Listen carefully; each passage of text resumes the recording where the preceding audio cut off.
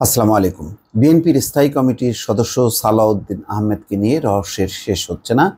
মানবজমিন পত্রিকা একটি রিপোর্ট করেছে সালাউদ্দিনের দেশে ফেরায় বিলম্বের নেপথ্যে।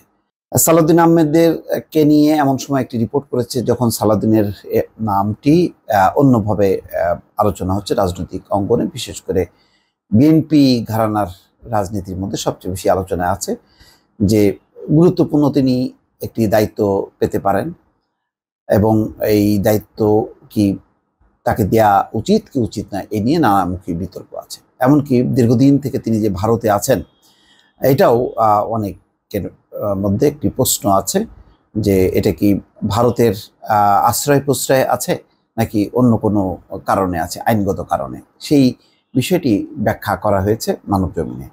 9 বছর ধরে ভারতে বিএনপির স্থায়ী কমিটির সদস্য সালাউদ্দিন আহমেদ। কারা কিভাবে তাকে প্রতিবেশী রাষ্ট্রে রেখে এসেছিল তার পর্দা এখনো উন্মোচিত হয়নি। এখন তার দেশে ফেরায় বিলম্ব নিয়ে প্রশ্ন বাড়ছে। এর নেপথ্যে কিছু বিষয় অবশ্য খোলাসা হওয়া গেছে। অনুপ্রবেশের মামলায় বছর খানেক আগে তাকে খালাস দেয় শিলংয়ের আদালত। একই সঙ্গে তাকে বাংলাদেশে ফেরত পাঠানোর নির্দেশ দেওয়া হয়েছিল, কিন্তু সেখানেই কাহিনী চুকে যায়নি। বলা হয় এই ধরনের ঘটনায় কাউকে ফেরত পাঠাতে ভারতের কেন্দ্রীয় সরকারের ক্লিয়ারেন্স প্রয়োজন হয়।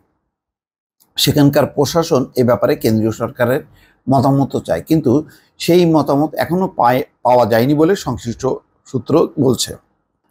সালাউদ্দিন আহমেদের কাছে স্বাভাবিকভাবে বৈধ কোনো পাসপোর্ট ছিল না। পরে গুয়াহাটিতে বাংলাদেশ সহকারী হাইকমিশন থেকে তাকে ট্রাভেল পাস দেওয়া হয়। এটি ব্যবহার করে তিনি মেঘালয়ের বাইরে যান, দিল্লিতে চিকিৎসাও নেন, কিন্তু তার আইনজীবী জানান এটি দিয়ে তাকে ভারতের বর্ডারও অতিক্রম করতে দেবে না বা করা যাবে না।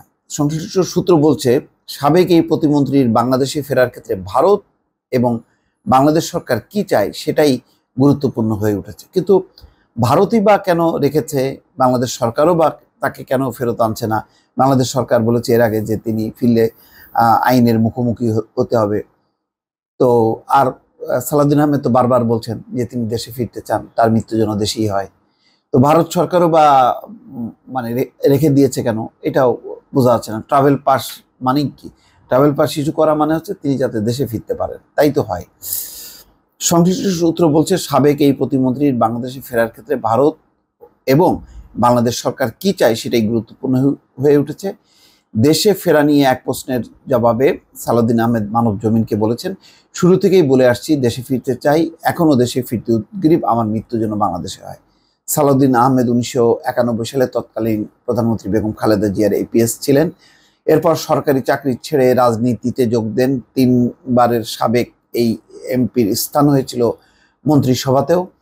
2015 সালের 10ই মার্চ যখন নিখোঁজ হন তখন যুগ্ম মহাসচিবের পাশাপাশি বিএনপির মুখপাত্রের দায়িত্ব পালন করেছিলেন তিনি। বর্তমানে তিনি দলটির সর্বোচ্চ নীতি নির্ধারণী ফোরাম জাতীয় স্থায়ী কমিটির সদস্য। বিএনপিতে তিনি আরও বড় কোনো পদ পান কিনা তা নিয়ে এক ধরনের গুঞ্জন রয়েছে, যেটা আমি শুরুতেই বলেছি যে বড় ধরনের একটি দায়িত্ব পাওয়ার সম্ভাবনা আছে। মির্জা ফখরুল ইসলাম আলমগীর শারীরিকভাবে অসুস্থ এবং তিনি এই দায়িত্ব পালন করতে চান না, এমন একটি খবর চাউর হয়েছে নানা মহলে।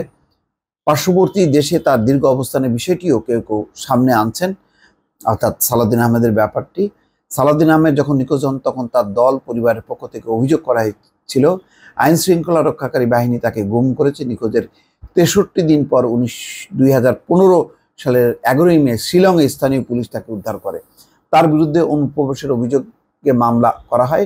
এই মামলায় এবং আপিলেও তিনি খালাস পান।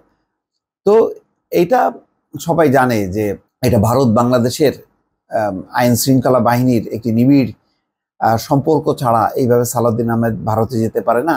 এখনো যে আছেন এক ধরনের কি আটক অবস্থায় আছেন, নাকি আসলে সালাউদ্দিন আহমেদকে কোনো তাদের ইচ্ছা অনুযায়ী রাজনৈতিক পরামর্শে তাকে রাখা হয়েছে?